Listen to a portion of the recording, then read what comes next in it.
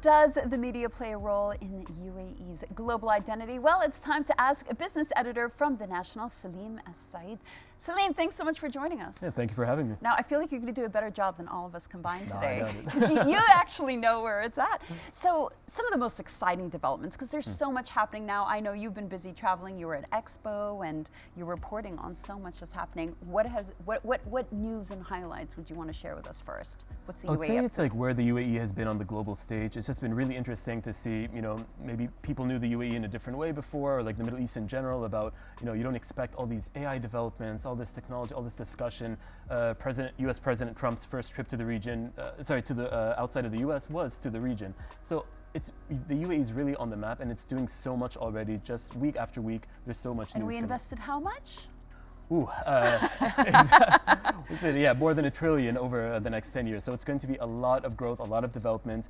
Every day you hear of a new AI campus or data center coming up. So it's going to be phenomenal. Yeah, there is a new AI city that they're going to be building in Abu Dhabi. But I don't want to know how significant is this deal with America or some of the new developments that are happening in the region. How significant is it for us? Are we going to see a lot of growth in terms of infrastructure? We're going to get more money? Right. What can we expect to see over the next 10 years? No, that is the hope, and the idea is that there's going to be a lot of development around it. Because sometimes when you hear the very businessy type news of, the Stargate, data center, or this type of camp that's going to be for training talent and around AI. But what does it actually mean to the everyday person? It usually means that you're going to get better technology. You're going to have things that are homegrown from here versus having to import it from outside. That means lower costs on those types of technologies. So it's going to be game changing in terms of how the region interacts with the world, and also people are going to be coming here for this cutting edge type technology. And the investment happens now, as you said, in the infrastructure. And these are the things that are going to develop over the next few years. Incredible. I mean, that's the big thing, isn't it? As we were chatting on the sofa before you kindly joined us, is about how it's just grown exponentially and is still continuing to grow. And I know you touched on which is a great line, oil to opportunity. I mean, we all knew the UAE is just, I know, oil money, but they've gone, no, we are so much more than that. Tell us more about your thinking behind that. Well, exactly, and going again about preconceptions about the region. So, I mean, right now it is that Abu Dhabi is 70% non-oil GDP, and then Dubai has already, been doing that from a long time ago. So it just shows that the direction that they're going is that, and the idea that people are coming here for different reasons. We're seeing that in terms of jobs. People are coming and staying, because that was also an issue before in terms of not just bringing in talent but retaining talent. But now with golden visas, with again like the tech and more opportunities around that. It's in local manufacturing. There was an event earlier in May, about local manufacturing and how that's developing technology here, and instead of relying on imports and instead exporting these types of things. So it's exactly. It's like in terms of the from oil to opportunity, that's the direction that it's going, and I think people are redefining the way that they see the region. I think seeing the region, that's what I want to talk about, because I feel like everyone had this perception of the Middle East and MENA, and now the UAE is changing that narrative. How have you seen that narrative being changed in the last decade or so? I would say it's the way people know the UAE, not only when it comes to business, but also culture. So again, when talking about talent staying in the region, what keeps people here? It's a welcoming environment, it's good schools, it's a good culture. So I remember after COVID, I think there was a big shift in terms of security, and from financial to physical, and people know the UAE as a place that's safe.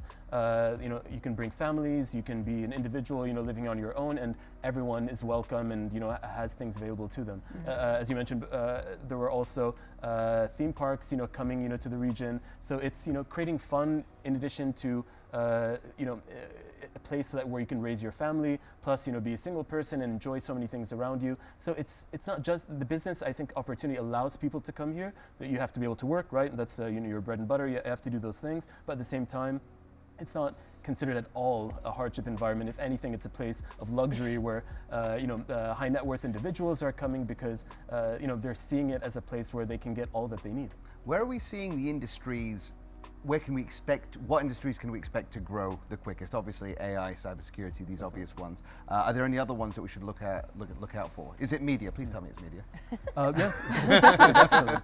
And I think, and look at us at the National as well, like the work that we're doing around, like we hired a new data head, where we're creating like visualizations, we're having more of a global presence as well with our content. So the idea is that people are interested in the region, for those things, and there is a lot of growth around that. Also manufacturing is a big one where automation and technology is allowing the UAE to do things that it couldn't do before and become competitive on a global level with, the idea that even though we're maybe a smaller economy compared to the US and China, but the idea is that with automation, with this advanced technology that we're incorporating into manufacturing, first of all, you don't have to rely as much on imports, again, which I mentioned before about costs and things like that, making it easier, to buy things here. But then at the same time, people will be coming here for products that are being developed. So that's a game changer here in the long run. I find it really interesting as well because I don't know of many countries that are so obviously proud of their heritage, proud of their culture, and want to teach everyone about that, but are so forward and future thinking at the same time and harmoniously.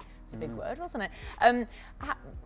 For you guys at the National, what's exciting you the most about what's coming up then in the UAE? We've spoken about the big leaps it's already taken, but what's coming up? I think, again, I keep going back to technology because I think that's the game changer in terms of how we operate on a daily level. It's not just, in talking about fintech or crypto, as we've seen, so many exchanges have come and set up here, gotten licenses and things like that, but also in the Web3 space, the technology that's being developed around that. And I would say like more, like communal and maybe like with more social impact technology. So, I was making in the Emirates earlier and speaking to the, I had a panel with the director of the Federal Youth Authority. And it was very interesting just to learn about how they're really bridging the gap between youth who have come up with great ideas. There was one person that we spoke to that was creating the Uber of manufacturing. Like he had an idea, it's a topic that he was trying to get out there because it's very new. The idea is that that you can print or manufacture, like with additive manufacturing, different types of parts for machines and use other people's facilities. So what does that do? It can save hundreds of thousands in imports for companies. That means it translates into the prices that you and I spend when we go to a store or something like that for those types of products. So the idea is that this is coming from youth. So when you talk about the future, that I think is where the future is, that all these new ideas that are being developed and we're seeing them at the beginning stages being set up, being invested in, and then where these opportunities creating, allowing to bridge the gap between the theoretical academic to the implementation in the real world.